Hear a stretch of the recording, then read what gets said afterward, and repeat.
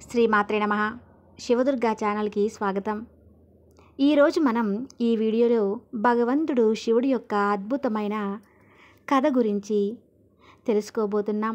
ఒకసారి భగవంతుడు పరమశివుడు కృతిలోకంపై భ్రమణం చేస్తుండగా ఒక యువకుడిని చూశాడు. ఆ యువకుడు దేవుణ్ణి నిందిస్తూ ఉన్నాడు. అతను తన జీవితం పట్ల చాలా నిరాశ నిస్పృహతో ఉన్నాడు. తీవ్రంగా దుఃఖిస్తున్నాడు. అది చూసిన పరమశివుడు బౌద్ధ భిక్షువుగా మారి ఆ యువకుడికి అసలు దానికి కారణమేంటో తెలిపి అతనికి జ్ఞానోదయం కలిగిస్తాడు. కాబట్టి ఇప్పుడు మనం అసలు దుఃఖానికి గల కారణమేమిటో ఈ కథనం ద్వారా తెలుసుకుందాం. ఒకవేళ మీరు ఈ కథను చూస్తున్నట్లయితే పూర్తిగా చివరి వరకు మొత్తం చూడండి. ఈ కథను సగంలో వదిలేసి వెళ్ళటం లాంటి పనులు అస్సలు చేయకండి. ఎందుకంటే ఈ కథను పూర్తిగా విన్నవారికి వారు కోరుకున్న కోరిక చాలా తొందరగా నెరవేరుతుంది. కాబట్టి ఈ కథను పూర్తిగా వినండి. అలాగే ఆ పరమశివుడి కోసం వీడియోని లైక్ చేసి కామెంట్ బాక్స్లో ఓం నమఃశివాయ అని కామెంట్ చేయండి. దీనివల్ల ఆ పరమశివుడి యొక్క అనుగ్రహంతో నిలిచిపోయిన మీ పనులన్నీ కూడా పూర్తవుతాయి. అంతేకాదు, ఒకవేళ మీరు నిజమైన శివభక్తుడు అయితే గనక ఆ పరమశివుడిని విస్మరించకండి. లేకపోతే సుఖదుఖాలు అనేవి నాణానికి ఇరువైపులా ఉంటాయి. అంతేకాదు, ఈ మాట మీరు కూడా వినే ఉంటారు. అదేంటంటే సుఖదుఖాలు అనేవి మన జీవితంలో ఎల్లప్పుడూ వస్తూనే ఉంటాయి. ఇక మనకు ఏమనిపిస్తుందంటే మన జీవితంలో మాత్రమే ఎన్నో దుఃఖాలు ఉన్నాయని, ఈ సమస్యలన్నీ ఉన్నాయని అనిపిస్తుంది. కానీ మీరు వాస్తవంగా చూస్తే లేదా మీరు ఈ మాటను బాగా అర్థం చేసుకుంటే మీకు బాగా అర్థమయ్యేది ఏమిటంటే మన జీవితం కేవలం ఒక దుఃఖంతో ఉంటుంది. మరియు నిజమైన దుఃఖం అంటే ఏంటో మనం ఈ కథ ద్వారా తెలుసుకుందాం. అలాగే దుఃఖానికి నివారణ ఏంటో కూడా తెలుసుకుందాం. దుఃఖానికి సమాధానం ఏంటి అనేది ఇప్పుడు ఈ కథలో తెలుసుకుందాం. ఫ్రెండ్స్, పూర్వం ఒక గ్రామంలో ఒక వ్యక్తి ఉండేవాడు. అతని పేరు సంజయ్. అతను చాలా బద్ధకంగా ఉండేవాడు మరియు అతని జీవితం పట్ల అతను చాలా నిరాశగా ఉండేవాడు. అయితే దీనికి కారణం ఏమిటంటే చిన్నప్పటి నుంచి ఇప్పటి వరకు అతను తన జీవితంలో ఏది సాధించలేదు. అతని వయసు పెరుగుతున్నా కూడా తాను ఏ పని కూడా చేసేవాడు కాదు. అతని ఈ ప్రవర్తన వల్ల అతని కుటుంబ సభ్యులు కూడా చాలా బాధపడుతూ ఉండేవారు. వాళ్ళ కుటుంబ సభ్యుల కోరిక ఏంటంటే ఇతను బయటకు ఎక్కడికైనా వెళ్ళి ఏదైనా మంచి పని చేయాలని, మంచి ఉద్యోగం చేయాలని వారు కోరుకునేవారు. కానీ అతను వాళ్ళ మాట పెడచెవిన పెట్టేసేవాడు.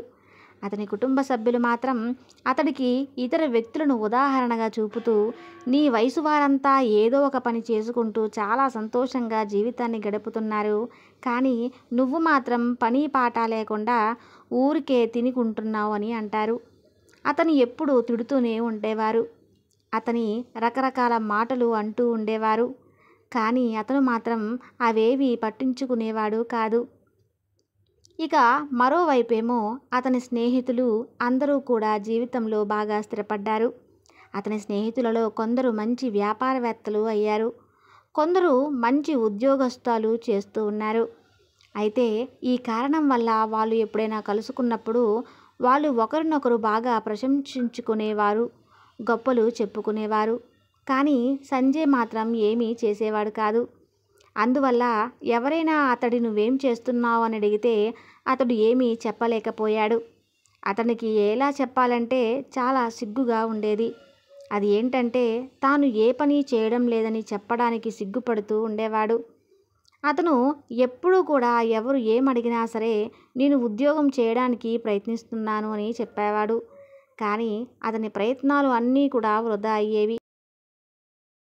ఇలా చూస్తుండగానే కొన్నేళ్ళు గడిచిపోయాయి. దీంతో సంజయ్ ఎవరికంటా పడకుండా జాగ్రత్త పడుతూ ఉండేవాడు. ఎందుకంటే అతన్ని చూసి ఎవరైనా నువ్వేం పని చేస్తున్నావు అని అడిగితే చెప్పడానికి అతని వద్ద సమాధానం లేదు. అందువలనే అతను ఎవరి ముందుకు వచ్చేవాడు కాదు. మెల్లిమెల్లిగా అతని మనసు మొత్తం దుఃఖంతో నిండిపోయింది. అతను చాలా నిరాశ నిస్పృహతో ఉండేవాడు. అతడికి ఎప్పుడు ఎలా అనిపిస్తుంది అంటే అతను ఈ భూమికి భారమని, తాను ఈ భూమిపై ఉండటం వల్ల ఏం ప్రయోజనం లేదని అనుకునేవాడు. ఈ కారణం వల్ల అతను బాగా ఒంటరిగా ఫీల్ అయ్యేవాడు, మనస్తాపం చెందేవాడు. ఒక్కోసారి అతని మనసులో ఇలాంటి ఆలోచనలు కూడా వచ్చేవి. నా చేతిలో ఏం ఉందని నేను చేయడానికి, నేనేం చేయగలను అని ఒంటరిగా కూర్చొని ఏడుస్తూ ఉండేవాడు అని ఒంటరిగా కూర్చొని బాధపడుతూ ఉండేవాడు మరియు భగవంతుడిని నిందిస్తూ ఉండేవాడు. ఇలా తాను ఎవరికంటా పడకుండా దాక్కుని చివరికి ఒకరోజు ఏదైనా వెళ్ళిపోదామని నిర్ణయించుకొని దారి వెంట నడుస్తూ వెళ్తుంటాడు. కొంత దూరం నడిచాక అతడు గమనించింది ఏంటంటే, ఒక పెద్ద చెట్టు కింద ఒక బౌద్ధ భిక్షువు అందరికీ ప్రవచనాలు చెప్పడం గమనించాడు. మరియు బౌద్ధ భిక్షువు ప్రవచనాల్లో దుకాణానికి సంబంధించిన మాటలు కూడా చెబుతున్నాడు. ఇది చూసిన సంజయ్ తనను ఎవరూ గుర్తుపట్టకుండా ఉండటానికి తన ముఖానికి ఒక వస్త్రం చుట్టుకొని కాసేపు అక్కడే కూర్చుండిపోయాడు. ఇలా నిశ్శబ్దంగా కూర్చొని బౌద్ధ భిక్షువు చెప్పే మాటలు వింటున్నాడు. ఇక బౌద్ధ భిక్షువు మాట్లాడుతూ అందరితో ఇలా అంటున్నాడు, దుఃఖం అనేది మనకు అన్నిటికంటే పెద్ద స్నేహితుడు లాంటిది. దుఃఖం అనేది మనకు మన జీవితం గురించి తెలియజేస్తుంది మరియు మనం ఏ విధంగా సరైన జీవితం గడపాలో నేర్పిస్తుంది. ఇది మనకు మన గురువు లాంటిది. దీని నుంచి మనం ఎంతో నేర్చుకోవచ్చు. కాబట్టి మీరు కావాలనుకుంటే మీ జీవితంలో ఈ దుఃఖాలను మీ గురువుగా స్వీకరించండి మరియు దాని నుండి జీవిత పాఠాలు నేర్చుకోవచ్చు. లేదా కావాలనుకుంటే ఒక చోట కూర్చొని మీ కష్టాలను పదే పదే తలుచుకొని బోరున ఏడవచ్చు. కానీ దీనివల్ల మీకు ఎలాంటి లాభం ఉండదు. పైగా మీరు రోజురోజుకు ఇంకా నీరసించిపోతారు, బలహీనపడిపోతారు, ఇంకా నిరాశలో కూరుకుపోతారు, మీ ఆత్మవిశ్వాసాన్ని కోల్పోతారు అని బౌద్ధ భిక్షువు చెబుతున్న ఈ మాటలను సంజయ్ సిద్ధంగా వింటున్నాడు. ఇక ఎప్పుడైతే ప్రవచనాలు చెప్పడం పూర్తయిందో వెంటనే సంజయ్ బౌద్ధ భిక్షువు దగ్గరికి వెళ్ళి అతనికి శిరస్సు వంచి నమస్కరించి ఇలా అంటాడు, హే మహాత్మా, కాసేపటి క్రితం మీరు దుఃఖాలకు గురువులాగా చూడాలని చెప్పారు మరియు దాని ద్వారా జీవిత పాఠాలు నేర్చుకోవాలి అని చెప్పారు. ఇంతేకాదు కానీ మన గురువులా స్వీకరించాలని కూడా చెప్పారు. కానీ నాదొక చిన్న విన్నపం.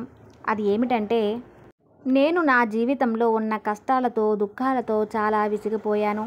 నా జీవితం పట్ల ఆందోళన చెందుతున్నాను. అంతేకాదు నేను ఇప్పటి వరకు ఎన్నో బాధలు అనుభవించాను. కానీ నాకు ఎప్పుడూ కూడా ఇలా అనిపించలే అని అన్నాడు. బాధలు, నా కష్టాలు అన్నీ కలిసి నాకు ఏదో నేర్పించాలని చూస్తున్నాయని నాకు ఎప్పుడూ అనిపించలేదు. పైగా నాకు ఏమనిపించిందంటే, ఇవన్నీ కలిసి నాకు బాధను, కష్టాన్ని కలిగిస్తున్నాయని అనిపించింది.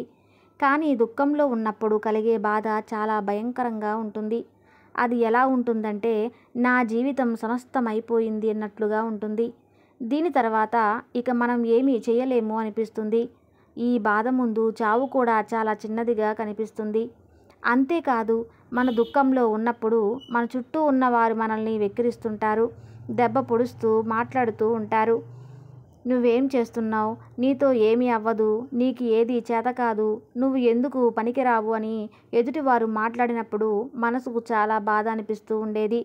నేను వాళ్ళని ఏమీ అనలేకపోయేవాడిని అని సంజయ్ బౌద్ధ భిక్షువుకు చెబుతాడు. ఇక సంజయ్ చెప్పిన అన్ని మాటలు విన్న తర్వాత ఆ బౌద్ధ భిక్షువు సంజయ్ ఇలా అంటాడు, నాయనా, నీకు అంతా ఏం కష్టం వచ్చింది మరియు కష్టాల గురించి నువ్వు ఎందుకు ఇలా మాట్లాడుతున్నావు అని అడుగుతాడు. ఇక సంజయ్ మాట్లాడుతూ తన జీవితంలో తాను అనుభవించిన కష్టాలు, తాను పడ్డ మాటల గురించి అతనికి చెబుతూ ఇలా అంటాడు, హే మహాత్మా, మీ వద్ద ఉన్న దుఃఖానికి సంబంధించి ఏదైనా పరిష్కారం ఉందా అని అడుగుతాడు. ఇక సంజయ్ మాటలు విన్న బౌద్ధ భిక్షువు బిగ్గరగా నవ్వుతాడు. నవ్వి సంజయ్తో ఇలా అంటాడు, నాయనా, అసలు నీ దుఃఖమే కాదు. జీవితంలో ఎప్పుడైనా సరే నిజమైన దుఃఖం కలిగినప్పుడు నా వద్దకు రా, అప్పుడు నేను నీ ప్రశ్నకు సమాధానం ఖచ్చితంగా ఇస్తాను అంటాడు. ఇక బౌద్ధ భిక్షువు యొక్క ఈ మాటలు విన్న సంజయ్ కొంచెం కంగారు పడతాడు. అతను ఆలోచించడం మొదలు పెడతాడు. ఇప్పటి వరకు తన జీవితంలో తాను పొందిన దుఃఖాలన్నీ అసలైన దుఃఖాలు కాదా? తాను ఇప్పటివరకు పడ్డ బాధలు, ఇతరులు తనను దెప్పి పొడుస్తూ మాట్లాడిన వారిని ఏమనకుండా ఉన్నవి, మరియు తాను పడిన కష్టాలు ఇవన్నీ దుఃఖాలు కాదా అని ముందుకు నడుస్తూ తన మనసులో తనకు తాను ఇలా అనుకుంటున్నాడు. అయినా నా పిచ్చి కాకపోతే నా సొంత మనుషులే నన్ను సరిగ్గా అర్థం చేసుకోలేదు. ఇక ఆ బౌద్ధ భిక్షు ఏం అర్థం చేసుకుంటాడులే అని ఆలోచించి అతని అక్కడి నుంచి వెళ్ళిపోతాడు. అయితే అందరూ కలిసి తనను దెప్పి పొడిచిన అన్న మాటలు, తనని హేళన చేస్తూ మాట్లాడిన మాటలు విని సంజయ్ బాగా విసిగిపోయాడు. నిరాశలో కూరుకుపోయాడు. ఇక ఏదైతే అది అయిందని సంజయ్ నిర్ణయం తీసుకున్నాడు. నేను ఏదైనా సాధించి చూపించాలి అని అనుకుంటాడు. ఏ పనైనా సరే, అది చిన్నదైనా పెద్దదైనా సరే చేసి చూపిస్తాను అని అనుకుంటాడు. అనుకున్నదే తడవుగా తన తండ్రి దగ్గరకు వెళ్తాడు. వెళ్ళి తన తండ్రిని అడిగి కొంత ధనం తీసుకుంటాడు. ఆ ధనంతో అతడు ఒక చిన్న వ్యాపారం మొదలు పెడతాడు. దీంతో సంజయ్ తండ్రి కూడా ఎంతో సంతోషిస్తాడు. పోనీలే, కనీసం నా కొడుకు ఏదైనా సాధించాలని ప్రయత్నమైనా చేస్తున్నాడు అని తండ్రి అనుకుంటాడు. కానీ సంజయ్కు వ్యాపారంలో మాత్రం ఎలాంటి ఫలితం లభించలేదు. దీంతో అతడు ఇంకా తీవ్రమైన బాధను పొంది నిరాశలో కూరుకుపోతాడు. తనకు ఏమి చేయాలో కూడా తోచడం లేదు. ఇక అప్పుడే మరోవైపు సంజయ్ తండ్రి మాత్రం సంజయ్ ధైర్యం చెబుతున్నాడు. ఏం కాదు బిడ్డ, ధైర్యం కోల్పోకుండా ఉండి ఇలాగే ప్రయత్నం చేస్తూ ఉండు అని తండ్రి తన బిడ్డకు చెప్తూ ఉంటాడు. ఇవాళ కాకపోతే రేపు ఏదో ఒక రోజు నువ్వు ఖచ్చితంగా సక్సెస్ని పొందుతావు, విజయాన్ని సాధిస్తావు అంటాడు. సంజయ్ కూడా తన తండ్రి చెప్పిన మాటలు విని తన వ్యాపారంలో ఇంకా కష్టపడి పనిచేయడం ప్రారంభించాడు. మెల్లమెల్లగా అతడికి లాభాలు రావడం కూడా మొదలయ్యాయి. ఇలా అతడి వ్యాపారం బాగా పుంజుకొని అందరూ చూస్తుండగానే 2 సంవత్సరాల లోపలే అతను ఆ నగరంలో ఒక పెద్ద వ్యాపారవేత్తగా మారిపోయాడు. ఇప్పుడు అతడి దగ్గర డబ్బు సంపదకు ఎలాంటి కొదువలేదు. ఇక ఎప్పుడు అతన్ని ఇంతకు ముందు ఎవరైతే ఇష్టపడేవారు కాదు, వాళ్ళందరూ కూడా ఇప్పుడు ఇష్టపడుతున్నారు. అతని గురించి చర్చించుకుంటున్నారు. అతని తల్లిదండ్రులు కూడా తమ కొడుకు వల్ల చాలా సంతోషంగా ఉన్నారు. తమ కొడుకు ఉన్నతిని చూసి ఎంతో ప్రసన్నమయ్యారు. ఇలా మెల్లిమెల్లిగా సంజయ్ ఒక్క స్నేహితుల సంఖ్య కూడా పెరుగుతూ ఉంది. ఇక కొంతమంది సంజయ్ స్నేహితులు అతడికి ఇలాంటి సలహాలు కూడా ఇస్తూ ఉండేవారు. అదేంటంటే అతని వ్యాపారాన్ని ఇంకా బాగా పెంచాలని, దాన్ని ఇంకా విస్తరించాలని చెబుతూ ఉండేవారు. అంతేకాదు, నువ్వు కేవలం ఈ ఒక్క నగరంలో వ్యాపారం చేస్తూ నగరంలోనే పెద్ద వ్యాపారవేత్తగా మారి ఇంత సంతోషంగా ఉన్నావు, ఇంతమంది నీ వెంట ఉన్నారు కాబట్టి నువ్వు ఒకసారి ఊహించుకో, ఒకవేళ నువ్వు ఈ రాజ్యానికి పెద్ద వ్యాపారవేత్తగా మారితే అప్పుడు నీ వ్యాపారం జరిగే ప్రదేశంలో ప్రజలు లైన్ కడతారు, అందరూ నిన్ను కలవడానికి టైం కేటాయిస్తారు. అంతేకాకుండా ఈ రాజ్యం యొక్క రాజు కూడా నిన్ను కలవాలి అనుకుంటాడు. అతను ఖచ్చితంగా ప్రశంసిస్తాడు. ఒకవేళ అతడికి ఎప్పుడైనా డబ్బు అవసరం వచ్చిందనుకో, అప్పుడు నిన్ను అప్పు అడగడం కోసం రాజే స్వయంగా నీ దగ్గరికి రావచ్చు అని కూడా చెప్తాడు. కాబట్టి బాగా ఆలోచించుకో, నీకు అంత శక్తి ఉంది అని చెప్పేవారు అక్కడి నుంచి వెళ్ళిపోయారు. ఇక సంజయ్కి కూడా తన స్నేహితులు చెప్పిన ఈ మాటలలో ఎంతో నచ్చాయి. సంజయ్ కూడా ఆలోచించడం మొదలుపెట్టాడు. నా స్నేహితుడు నిజమే చెబుతున్నారు. నేను నా వ్యాపారాన్ని ఇంకా పెద్దగా చేయాలి, ఇంకా విస్తరించాలి. అప్పుడే కదా నా గురించి అందరికీ తెలుస్తుంది, నన్ను ప్రతి ఒక్కరూ గుర్తుపడతారు కూడా అని అనుకుని అతను ఏమాత్రం సమయం వృధా చేయకుండా తన వ్యాపారంలో ఇంకా కష్టపడి పనిచేయడం ప్రారంభించాడు. కానీ ఈసారి అతని మనసులో ధైర్యం అనేది లేకుండా పోయింది. దీనివల్ల అతను కొన్ని తప్పుడు నిర్ణయాలు తీసుకున్నాడు. అది ఏమిటంటే తన వ్యాపారం చాలా అంటే చాలా త్వరగా, వేగంగా ఇంకా పెద్దవ్వాలి అని తాను చాలామంది దగ్గర అప్పులు చేశాడు. దీనివల్ల ఇప్పుడు అతనిపై తీవ్రమైన రుణభారం పడింది. ఇది ఇంతటితో ఆగిపోలేదు. అతను ఇంకా ఎక్కువ లాభాలు సంపాదించాలనే అత్యాశతో తాను అమ్మే సరుకులు కల్తీ చేసి అమ్మడం, నాణ్యత లేని వస్తువులను అమ్మడం మొదలుపెట్టాడు. అందువల్ల అతడు అమ్మే వస్తువుల్లో నాణ్యత అనేది లేకుండా పోయింది. ఏదైతే ఇంతకు ముందు ఉండేదో అది లేకుండా పోయింది. కానీ అతడు మాత్రం తన మిత్రుల మాటలు విన్నాడు. తన మిత్రుడు ఎలా చెబితే అలా చేస్తూ వస్తున్నాడు. అంతేకాదు, అతడి వ్యాపారాన్ని ఇంకా పెద్దదిగా చేయడం కోసం, ఇంకా పెంచుకోవడం కోసం తనకన్నా చిన్న వ్యాపారుల మీద రకరకాల కుట్రలు పన్నేవాడు.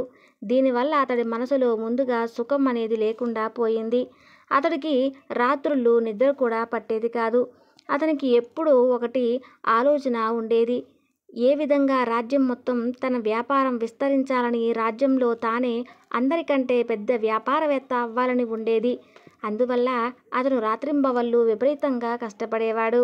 తన వ్యాపారపరంగా పెద్దగా అవ్వాలని. కానీ అతని వద్ద అన్నీ ఉన్నాయి. డబ్బు, సంపద, పెద్ద పెద్ద వాహనాలు, మంచి ఇల్లు, మంచి పనివారు, అన్నీ సుఖశాంతులు ఉన్నాయి. కానీ అయినప్పటికీ కూడా అతను వాటిని అనుభవించలేకపోతున్నాడు. తన వద్ద ఏమీ లేనప్పుడు కూడా అతనికి సుఖం లేదు. ఇప్పుడు అతని వద్ద అన్ని వస్తువులు, ధనం ఉన్నా ఇప్పుడు కూడా సుఖం లేదు. ఎందుకంటే అతని దృష్టి మొత్తం ఇప్పుడు కేవలం తన వ్యాపారాన్ని ఇంకా పెద్దదిగా చేయటంలోనే ఉంది. ఇది ఇదిలా ఉండగా ఒకరోజు సంజయ్ తన రథంపై కూర్చొని పక్క ఊరికి వెళ్ళడానికి ఒక మార్గం గుండా ప్రయాణిస్తున్నాడు. అయితే ఆ మార్గంలో గురువుగారి ఆశ్రమం కనపడింది. దీంతో సంజయ్ ఆశ్రమంలో ఉన్న బౌద్ధ భిక్షువు దగ్గరికి వెళ్ళాడు. వెళ్ళి బౌద్ధ భిక్షువుతో ఇలా అన్నాడు: మహాత్మా, గతంలో మీరు నాతో ఇలా అన్నారు. నా జీవితంలో ఎప్పుడైతే అసలైన దుఃఖం వస్తుందో అప్పుడు మీ దగ్గరకు రావాలి అని చెప్పారు. ఈ కారణం వలనే నేను ఇప్పుడు మీ దగ్గరికి వచ్చాను. నేను ఇప్పుడు చాలా దుఃఖంలో ఉన్నాను. నేను రాత్రులు నిద్ర కూడా పోవటం లేదు. నా దగ్గర అన్నీ ఉన్నాయి. డబ్బు, సంపద, ఐశ్వర్యం, మంచి పనివారు అన్నీ ఉన్నాయి. అనుభవించలేకపోతున్నాను అని అతడు తన మనసులో ఉన్న అన్ని మాటలు ఒక్కొక్కటిగా ఆ బౌద్ధ భిక్షువుకు చెప్పాడు. ఇక ఆ బౌద్ధ భిక్షువు మాట్లాడుతూ ఇలా అన్నారు: నాయనా, నువ్వు ఇంతకుముందు నా వద్దకు వచ్చినప్పుడు అప్పుడు కూడా చాలా దుఃఖంగా ఉన్నావన్నావు. మళ్ళీ ఇన్ని సంవత్సరాలు గడిచినా కూడా ఇప్పుడు కూడా దుఃఖంలో ఉన్నాను అంటున్నావు. కానీ మొదటిసారి కలిగిన దుఃఖం వల్ల నువ్వు నేర్చుకున్న గుణపాఠం ఏంటి అని అడుగుతాడు. ఇక సంజయ్ దీనికి సమాధానంగా మాట్లాడుతూ ఇలా అన్నాడు: హే మహాత్మా, నేను నా జీవితంలో ఏమీ చేయలేనప్పుడు అప్పుడు నాకున్న కష్టాలు నుంచి నేను నేర్చుకుంది ఏంటంటే కేవలం ఆలోచించడం వల్ల మాత్రమే ఏమీ జరగదు. అందుకోసం ఏదైనా కర్మ చేయాలి అంటే పని చేయాలి.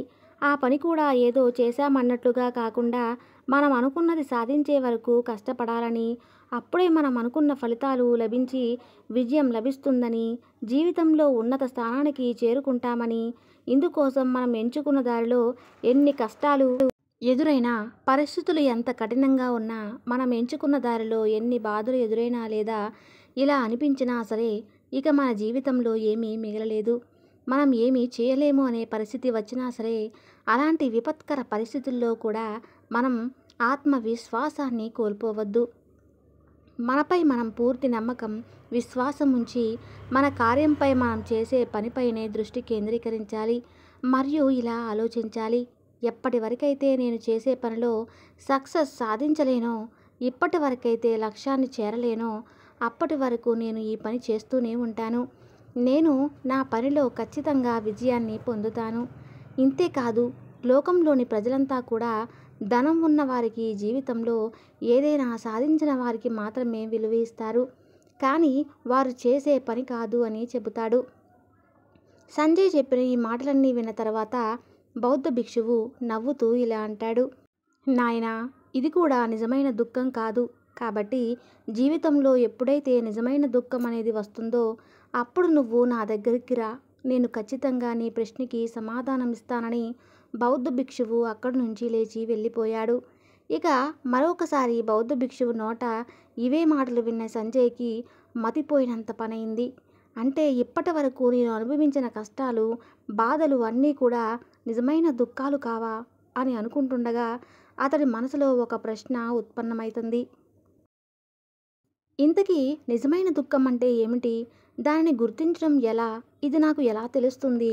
ఇప్పుడు ప్రస్తుతం అయితే నేను ఆ నిజమైన దుఃఖాన్ని కానీ అనుభవిస్తున్నాను, కానీ ఈ సాధువు మాత్రం ఏమీ చెప్పడం లేదు అని ఆలోచిస్తూ అక్కడే నిల్చున్నాడు. ఇంతలో బౌద్ధ భిక్షువు ఒక పెద్ద బిందె తీసుకొని సంజీవ్ వద్దకు వస్తాడు. ఆ బిందె నిండా మొత్తం బంగారు నాణాలు ఉన్నాయి. ఆ బిందె నిండా బంగారు నాణాలు ఇస్తూ బౌద్ధ భిక్షువు ఇలా అంటాడు: నాయనా, ఈ బిందెను తీసుకొని అక్కడ కనిపిస్తున్న చెట్టు మొదట్లో ఒక గుంత తవ్వి అందులో ఆ బిందెను పాతిపెట్టు. ఎందుకంటే ఇది ఇప్పుడు నాకు ఎందుకు పనికిరాదు. ఒకవేళ నాకు ఎప్పుడైనా దీని అవసరం పడితే అప్పుడు దీన్ని అక్కడి నుంచి తవ్వి బయటకు తీస్తాను. కానీ ఇప్పుడు మాత్రం దీనిని భూమి లోపల పాతిపెట్టు అంటాడు. ఇక సంజయ్ కూడా ఆ సాధువు చెప్పినట్లే ఆ బిందెను మట్టిలో పాతిపెట్టాడు. ఇక ఆ తర్వాత సంజయ్ బౌద్ధ భిక్షువుకు నమస్కారం చేసి తిరిగి తన ఇంటికి చేరుకుంటాడు. ఇలా మెల్లిమెల్లిగా కొన్ని రోజులు గడిచిపోయాయి. అలాగే రోజులతో పాటు సంజయ్ కూడా వ్యాపారంలో ఇంకా ఉన్నత స్థానానికి చేరుకున్నాడు. కానీ అతని సరుకుల్లో నాణ్యత లోపించడం వల్ల ఇప్పుడు అతడి వ్యాపారంలో నష్టాలు రావడం మొదలయ్యాయి. ఇలా మెల్లిమెల్లగా ఇలాంటి పరిస్థితి వచ్చిందంటే సంజయ్ వ్యాపారం మొత్తం రోడ్డున పడే పరిస్థితి వచ్చింది. అతడి వ్యాపారం మొత్తం నష్టాల పాలైంది. ఇప్పుడు అతడి దగ్గర పెద్దగా ఏమీ మిగలలేదు. పైగా అతడు చేసిన అప్పులు తిరిగి చెల్లించాల్సి ఉంది. అయినా కూడా సంజయ్ ఆలోచించి నిశ్చింతంగా ఉన్నాడు. అదేమిటంటే అతను ఏమైతే అప్పులు చేశాడో అప్పులు అన్నీ తన స్నేహితుడి దగ్గర తీసుకున్న అప్పులే కాబట్టి తన అప్పులు తిరిగి చెల్లించడానికి కొంత సమయం తీసుకున్నా ఏం పర్వాలేదు అనుకుంటాడు. ఎందుకంటే అతను ఏమని ఆలోచిస్తాడంటే తన స్నేహితులందరూ తన కష్టకాలంలో ఖచ్చితంగా తనకు తోడుగా నిలుస్తారు అనుకుంటాడు. కానీ అందరికంటే ముందుగా తన ప్రాణ స్నేహితులే అతన్ని అప్పు త్వరగా చెల్లించమని అడగడం మొదలుపెట్టారు. అప్పుడు సంజయ్కి అసలు విషయం బోధపడలేదు. అది ఏంటంటే ఎవరూ కూడా మనవారు కాదు. అంతా వాళ్ళ స్వార్థం కోసం మనల్ని వాడుకునేవారనే అర్థమైంది. ఇక సంజయ్ తన మిత్రులు కొంత సమయం ఇవ్వమని అడిగాడు. కానీ తన స్నేహితులు ఎవరూ కూడా అతని మాటలు వినలేదు. పైగా తీసుకున్న అప్పు త్వరగా చెల్లించమని అతన్ని చంపడానికి కూడా వెనకాడబోమని తేల్చి చెప్పేశారు. ఇక తన స్నేహితుల నోట ఇలాంటి మాటలు విన్న సంజయ్ చాలా ఆశ్చర్యపోయాడు. తాను ఏదైతే ఆలోచించాడో అదంతా తనకు వ్యతిరేకంగా జరుగుతుంది. వ్యాపారం వల్ల అతడికి ఇంతమంది స్నేహితులయ్యారు, ఇంతమంది శ్రేయోభిలాషులు ఉన్నారు అని వారందరూ అతడి నుంచి దూరంగా వెళ్ళి ప్రయత్నం మొదలుపెట్టారు.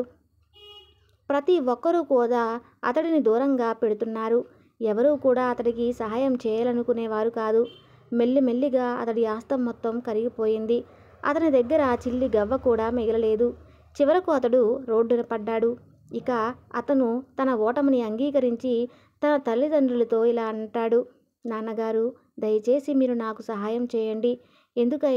ఎందుకంటే నాపై అప్పుల భారం తీవ్రంగా ఉంది. నేను వాటిని తిరిగి చెల్లించాలి. కాబట్టి దయచేసి నాకు కొద్దిగా ధనం సహాయం చేయండి అని అడుగుతాడు. ఇక సంజయ్ మాటలు విన్న తండ్రి మాట్లాడుతూ ఈ విధంగా అంటాడు. నాయనా సంజయ్, నా దగ్గర ఇప్పుడు కేవలం ఇల్లు మాత్రమే మిగిలి ఉంది. ఒకవేళ నేను ఇంటిని నీకు ఇచ్చినా లేదా ఇంటిని అమ్మినా నేను మీ అమ్మ ఎక్కడ తలదాచుకోవాలి? మేము కూడా రోడ్డు మీద భిక్షమెత్తుకునే పరిస్థితి వస్తుంది.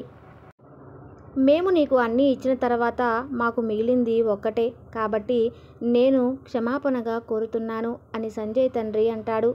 ఇక తన తల్లిదండ్రుల నుండి ఈ సమాధానం విని సంజయ్ ఎంతో దుఃఖంతో అక్కడి నుంచి వెళ్ళిపోతాడు. ఇక తనలోని తాను ఎలా అనుకుంటాడు అంటే ఇప్పుడు నా దగ్గరైతే ఏమీ మిగల్లేదు. ఏదైతే ఉందో అది మొత్తం నష్టపోయాను, మొత్తం పోగొట్టుకున్నాను. నేను నమ్ముకున్న వారే నన్ను మోసం చేశారు. కాబట్టి ఇప్పుడు నేను జీవించి మాత్రం చేసేదేముంది? ఇప్పుడు నా దగ్గర ఒకటే దారి మిగిలి ఉంది. దీంతో నాకు అప్పుల బాధ కూడా ఉండదు అని ఆలోచిస్తూ అతడు చనిపోవడం కోసం ఒక పెద్ద కొండ వద్దకు చేరుకుంటాడు. చేరుకుని కొండపైకి నడుస్తూ వెళ్తుంటాడు. ఇంతలోనే అతడికి ఆ బౌద్ధ భిక్షువు చెప్పిన మాటలు గుర్తుకు వస్తాయి. అదేంటంటే నీకు ఎప్పుడైతే అసలైన దుఃఖం కలుగుతుందో అప్పుడు నా దగ్గరకు రా, నేను నీ ప్రశ్నకు ఖచ్చితంగా సమాధానం ఇస్తాను అని చెప్పిన మాటలు గుర్తుకు వచ్చి ఎంతో మంచి మనసుతో ఏదో తెలియని ఆశతో తొందరగా బౌద్ధ భిక్షువు దగ్గరికి వెళ్తాడు. మళ్ళీ అతడికి జీవితం పట్ల ఆసక్తి కలిగింది. దీంతో సంజయ్ పరిగెత్తుకుంటూ ఆ బౌద్ధ భిక్షువు దగ్గరికి చేరుకుంటాడు. అక్కడికి వచ్చి ఆ సాధువుకు నమస్కారం చేసి సంజయ్ తాను అనుభవించిన అన్ని బాధలను అతడికి చెబుతాడు. సంజయ్ విధంగా చెప్తూ ఉంటాడు. మహాత్మా, మీరు నాతో గతంలో చెప్పారు, నాకు ఎప్పుడైతే నిజమైన దుఃఖం కలుగుతుందో అప్పుడు మీరు నాకు సమాధానం చెబుతాను అని అన్నారు అని ఏడుస్తూ చెప్తాడు. ఇక సంజయ్ మాటలు విన్న బౌద్ధ భిక్షువు నవ్వుతూ మళ్ళీ అదే మాట అన్నాడు. నాయనా, నీకు జీవితంలో ఎప్పుడైతే నిజమైన దుఃఖం కలుగుతుందో అప్పుడే నా దగ్గరకు రా అని అన్నాడు. అది విన్న సంజయ్ మాట్లాడుతూ ఇలా అన్నాడు. ఏ మహాత్మా, నాది నిజమైన దుఃఖం కాదా? మరి నిజమైన దుఃఖం ఎలా ఉంటుంది? అది ఎప్పుడు కలుగుతుంది అని అడుగుతాడు. అప్పుడు ఆ బౌద్ధ భిక్షువు మాట్లాడుతూ నాయనా, నీకు కలిగిన దుఃఖంతో ఇంతకీ నువ్వు ఏం నేర్చుకున్నావు చెప్పు అని అడుగుతాడు. అప్పుడు ఆ వ్యక్తి మాట్లాడుతూ మహాత్మా, ఎవరైతే మన వద్ద ధనం ఉన్నప్పుడు మనకు అండగా మనకు ధైర్యంగా నిలబడతారో వారు ఖచ్చితంగా మనల్ని మోసం చేస్తారు. ఎందుకంటే ఇలాంటి వారు కష్టకాలంలో మన వెంట నిలబడరు. పైగా మన ద్వారా ఎలా ప్రయోజనం పొందాలి అని చూస్తారు. అంతేకాదు, ఇన్ని రోజులు నన్ను పొగిడిన వారే నా గురించి తప్పుగా ప్రచారం చేస్తారు. కాబట్టి ఇలాంటి వారిపై నమ్మకం ఉంచకూడదు. అలాగే జీవితంలో మనకు కష్టం వచ్చినప్పుడు మనకు ఎవరైతే తోడుగా ఉండి ధైర్యం చెబుతారో వారే నిజమైన స్నేహితులు. వారు మాత్రమే ఎల్లప్పుడూ మన వెంట ఉంటారు. అలాంటి వారు చాలా తక్కువ మంది ఉంటారు. మరియు ఎవరికైతే ఇలాంటి మిత్రులు లభిస్తారో వారిని మాత్రం అస్సలు వదులుకోవద్దు. బౌద్ధ భిక్షువు సంజయ్ని ముందుకు తీసుకువెళ్తూ ఇలా అంటాడు. నువ్వు ఏ పని చేసినా సరే దానిని పూర్తి నిజాయితీగా ధర్మంగా వ్యాపారం చేయాలి. ఎల్లప్పుడూ ధైర్యంగా ఉండాలి. అధర్మంగా అక్రమంగా ధనం సంపాదించకూడదు. నీ లక్ష్యాన్ని చేరడం కోసం నీ కన్నా చిన్న వ్యాపారులపై ఇలాంటి కుట్రలు చేయకూడదు. ఎందుకంటే ఇలా చేయటం వల్ల మనకే కీడు జరుగుతుంది. మనం ఎప్పుడూ కూడా నష్టాల పాలవుతాం. ఇవన్నీ కూడా నేను స్వయంగా తెలుసుకున్నాను అని సంజయ్ చెప్తాడు. ఇక సంజయ్ చెప్పిన ఆ మాటలు విన్న బౌద్ధ భిక్షువు ఇంతకుముందు చెట్టు కింద పాతపెట్టిన బిందెను తవ్వి బయటకు తీస్తాడు. దాన్ని నిండా బంగారు నాణాలు ఉన్నాయి. ఆ బంగారం ఉన్న బిందెను ఇచ్చి నీకు నిజమైన దుఃఖం కలిగినప్పుడు నా వద్దకు రా అని చెబుతాడు. దీంతో సంజయ్ మళ్ళీ ఆలోచనలో పడిపోతాడు. ఈ నిజమైన దుఃఖం అంటే ఏమిటి అని ఆలోచిస్తాడు. కానీ అంతలోనే తన చేతిలోకి వచ్చిన ఆ బిందెను చూసి సంతోషిస్తాడు. సరేలే, కనీసం ఈ కొద్దిపాటి ధనంతో కొంత ఊరట లభిస్తుంది.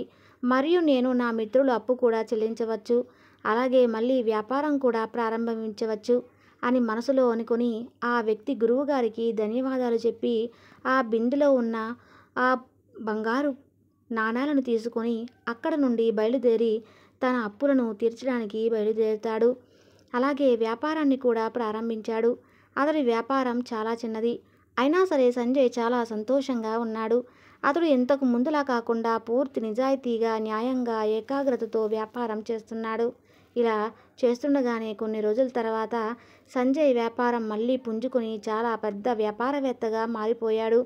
దీంతో సంజయ్ ఇప్పుడు చాలా సంతోషకరంగా జీవిస్తున్నాడు.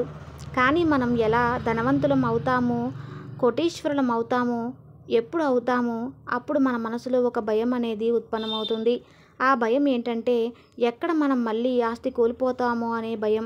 ఈ భయం వలనే చాలామంది దాన ధర్మాలు చేస్తుంటారు, పుణ్యకార్యాలు చేస్తూ ఉంటారు, ఇతరులకు సహాయం చేస్తూ ఉంటారు. దీనివల్ల మీ జీవితంలో మళ్ళీ ఎప్పుడూ ఇలాంటి దుఃఖం రాకూడదని ఇలా చేస్తుంటారు. కానీ ఈ మానవ జన్మ అనేది సుఖదుఖాలకు సమ్మేళనం.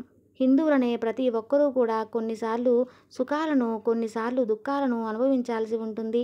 ఈ కారణంగానే మళ్ళీ ఒకరోజు భరించలేని దుఃఖం కలిగింది. ఈసారి తన తల్లిదండ్రులు ఇద్దరూ ఒకే రోజున మరణించారు. అది చూసిన అతడు తట్టుకోలేకపోయాడు. సంజయ్ తన తల్లిదండ్రులను చాలా ప్రేమించేవాడు. అతనికి ఉన్న ఏకైక బంధుమిత్రులు అంటే వారే. ఈ కారణం వల్ల తన జీవితం శూన్యంగా అనిపించింది. వారిని శ్మశానానికి తీసుకువెళ్ళి వారికి అంతిమ సంస్కారాలు చేస్తారు. వారిద్దరూ చితిలో కాలుతుంటే అది చూసి అతడి గుండె పగిలినంత బాధ కలిగింది. తన మనసులో 1000 ప్రశ్నలు ఉత్పన్నమయ్యాయి. ఇక ఆ తర్వాత అతను తన తల్లిదండ్రులు ఉండే ఇంటికి వెళ్ళాడు. ఆ ఇంట్లో కొద్ది ధనాన్ని చూశాడు. అది వారు దాచుకున్న సంపద. ఈ సంపద కోసమైతే మీరు ఎన్ని రోజులు ఆరాటపడ్డారో, గొడవలు పడ్డారో, చివరికి దాన్ని చూసేవారు కూడా ఎవరూ లేరు. నా తల్లిదండ్రులు పోగు చేసిన ధనం ఈరోజు ఒక మూలన పడి ఉంది. కానీ ఇప్పుడు అంతా ముగిసిపోయింది. అన్నిటినీ ఇక్కడే వదిలి ఒంటరిగా లోకాన్ని వదిలిపెట్టి వెళ్ళిపోయారు. ఆ వ్యక్తి వారి గురించి ఆలోచిస్తూ ఆ రోజు రాత్రి నిద్ర కూడా పోలేదు. జీవితంలో మళ్ళీ ఒంటరివాడిగా మిగిలిపోయాడు అంటూ బాధపడుతున్నాడు. అటూ ఇటూ పిచ్చివాడిలా చూస్తున్నాడు. ఇక అప్పుడే అతనికి మళ్ళీ ఆ బౌద్ధ భిక్షువు గుర్తుకు వచ్చాడు. గురువుగారి దగ్గరికి వెళ్తే ఏదైనా పరిష్కారం చెబుతాడని సంజయ్ అక్కడికి పరిగెత్తుకుంటూ వెళ్తాడు. అప్పుడు గురువుగారు సంజయ్ని చూసి మళ్ళీ ఇప్పుడు కూడా ఏదైనా దుఃఖం వచ్చిందా అని అడుగుతాడు. అప్పుడు ఆ వ్యక్తి, గురువుగారు, నా జీవితంలో ఇలాంటి దుఃఖం లేదు అని, బాగానే ఉన్నాయి, సుఖం, ధనం, పరిమితి అన్నీ ఉన్నాయి, కానీ నిన్న మా తల్లిదండ్రులు ఇద్దరూ ఒకేసారి మరణించారు. అప్పటి నుంచి నాకు చాలా దుఃఖం కలుగుతుంది, నేను ఒంటరివాడిని అనే భావన కలుగుతుంది అని అంటాడు. అప్పుడు ఆ గురువు మాట్లాడుతూనైనా, ఇందులో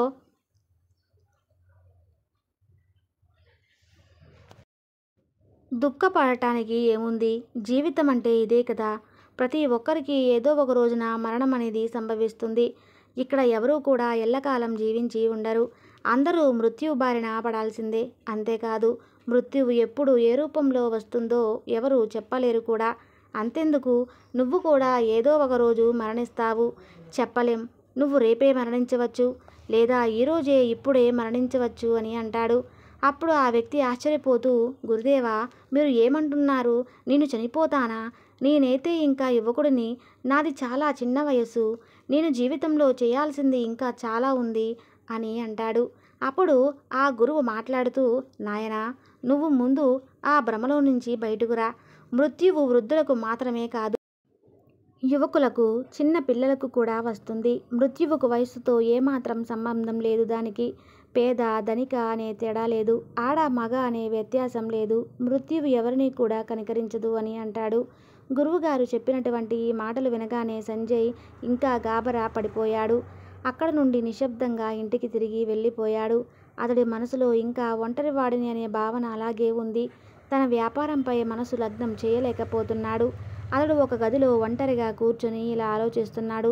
అసలు నేనెవరు, ఏం చేస్తున్నాను, నేను ఏం సాధించడానికి ఈ భూమి మీదకి వచ్చాను, ఒక మానవుడు ఏం చేయాలి, ఎందులో సుఖం అనేది లభిస్తుంది, వస్తువులను, సుఖాలను అనుభవించి మరణించడమే జీవితం, ఆ ధనాన్ని సంపాదించడమే జీవితం.